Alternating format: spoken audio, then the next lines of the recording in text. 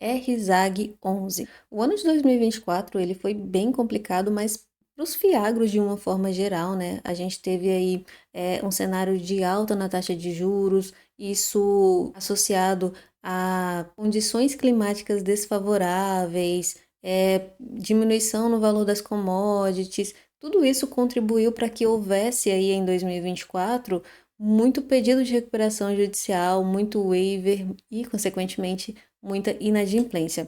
Eu trouxe aqui para gente uma lista com vários fundos imobiliários que tiveram episódios de inadimplência. Então, a gente tem aqui o AZQ11, AGRX, BBGO, CPTR, alguns com menos exposição, alguns com mais. Olha só, tem uma aqui, o GCRA11, ele tinha uma porcentagem de 34,17% do patrimônio dele alocado em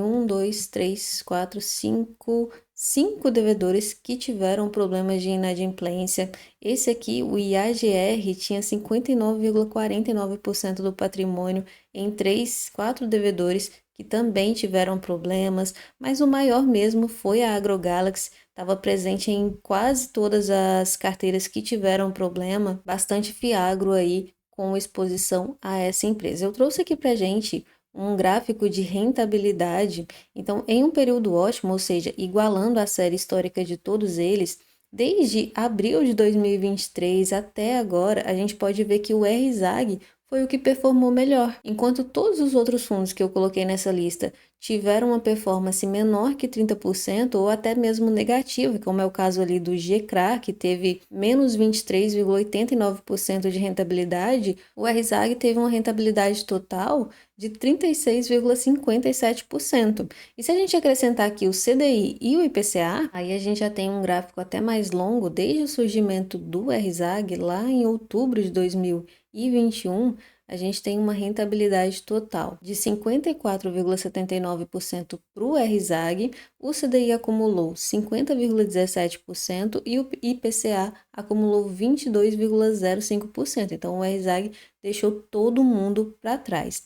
Se tratando somente de rendimentos, no acumulado desde o IPO, o fundo pagou por cota R$ 4,73 e atualmente ele tem um dividend yield acumulado nos últimos 12 meses de 15,08%. Mas como é que está a carteira, o portfólio do RZAG hoje? Eu trouxe para a gente aqui o último relatório gerencial publicado, né?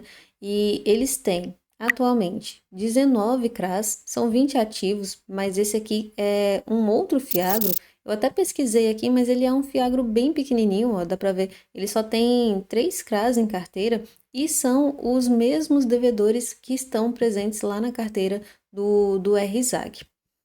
Em relação à exposição, eles trazem para a gente também o PL aqui em ordem decrescente, né? Então, do maior para o menor, o maior devedor tem o equivalente a 17,3% do PL do RZAG. Alguns desses CRAs aqui, eles se repetem, como é o caso aqui, por exemplo, do KPS Agropecuária, que é a segunda maior exposição do fundo, tem aqui 15,2% do PL, e o terceiro é o Celine, o CRA Celine, com 9,3% de exposição do PL.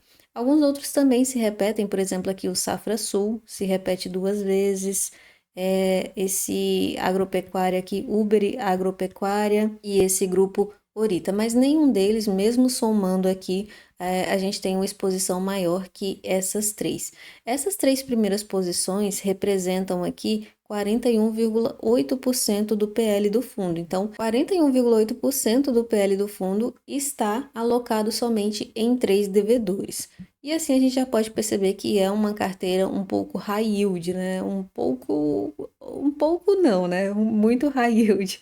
Assim, pelo menos para o meu gosto, né? Dá para ver que a gente tem uma carteira totalmente indexada a CDI, não tem nada IPCA mais aqui, e as taxas também são bem altas, CDI mais 5, CDI mais 6, 4,30, 4,15, não tem nenhuma menor que 4 aqui. E a média da carteira, então a taxa de carrego da carteira é 4,88%. E aqui eu quero comentar algo sobre as taxas que o fundo cobra. Então a taxa de administração, por exemplo, ela é de 1,15%. tudo bem, tá em conforme ali com os outros fundos imobiliários. A questão é que a taxa de performance, o fundo cobra 10% do que exceder CDI. Eu não gosto de taxa de performance, já falei em quase todos os outros vídeos aqui, exatamente por isso aqui, porque uma taxa de performance que cobra apenas 10% do que esse CDI, não é nem CDI mais uma taxa, CDI mais 4, CDI mais 5, CDI mais 6, não, é simplesmente CDI. E olha a taxa de carrego do fundo. CDI mais 4,88. Então é impossível que não bata essa meta, né? Esse benchmark. Na minha opinião, é uma taxa muito, muito, muito baixa e assim, baixa no sentido de muito fácil de bater, né? Então, no caso, seria caro para os cotistas. Aqui a gente tem as garantias e alienação fiduciária, é o que mais tem, né? Alienação fiduciária de terra e aval. Tem um pouquinho de cessão também, cessão fiduciária, mas em sua maioria alienação fiduciária de terras. Na minha opinião, é a melhor alienação fiduciária de imóveis, de terras. Tudo bem, eu acredito que seja um pouco mais complicado ali na hora de precisar executar uma garantia, a gente não sabe exatamente como será isso e espero também que não seja necessário, né? Mas é sim a melhor. A aval eu não gosto muito, mas alienação fiduciária de terra e cessão fiduciária também é bem interessante. A data de vencimento aqui tem. Eu coloquei a duration aqui, tá lá em cima no relatório, tem todas as informações. Eu já coloquei aqui para facilitar, mas é uma duration de 2,1. Esse valor está em ano, né? Então, 2,1 anos. Esses títulos que têm duration mais baixa, eles estão menos sensíveis à volatilidade da taxa de juros, então eles sofrem menos com marcação a mercado. Do ponto de vista do fundo e do cotista, a duration quanto menor, melhor. E aqui a gente pode ver que o PL do fundo passou de 100, né? Tá atualmente 105,3%. De caixa, o fundo tem 4,07%. E se você der uma analisada no relatório, você vai ver num rodapé ali que ele tem uma compromissada. E aí, se você buscar, você vai ver que esse valor é de 1,23%. O que é uma compromissada? O fundo pega um desses CRAs que ele tem e ele vende esse CRA para um banco. E aí ele fala, daqui a 6 meses eu vou recomprar esse CRA de você, mas durante esse período eu vou ficar recebendo os juros que o devedor pagar.